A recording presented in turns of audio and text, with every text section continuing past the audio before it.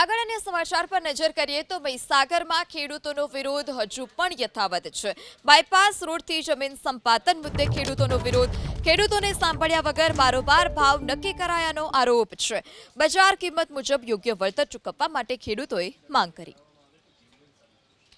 આજ રોજ કલેક્ટર કચેરીએ ધોળી, વોટા, જલખુડિયા આમ 13 ગામની જમીન લુણાવાડા મોડાસા બાયપાસ નીકળે છે એની અંદર નોટિસ 29/6 ની આપેલી અને ખેડૂતો આજે હાજર થયેલા કલેક્ટર કચેરીએ, પણ કોઈ જવાબદાર અધિકારી ત્યાં સ્થળ પર હાજર નહોતા અને અમને જે પ્રશ્ન અમે રજૂ કર્યા કે ભાઈ અમારી તમે જે જમીન લો છો બરાબર, એ જમીન પહેલા જે સર્વે કરેલો એક પછી 4 વખત સર્વે બદલાય, આ ચોથા વખત જે સર્વેની જમીન આ લોકોએ મંજૂર કરી છે પણ કોઈ ખેડૂતોને જાણ કરી નહોતી અને આ વખતે જાણ કરીને ખેડૂતે વાંધાવરજી આપી તો કોઈ જવાબ સરખો મળ્યો નથી કચેરી તરફથી।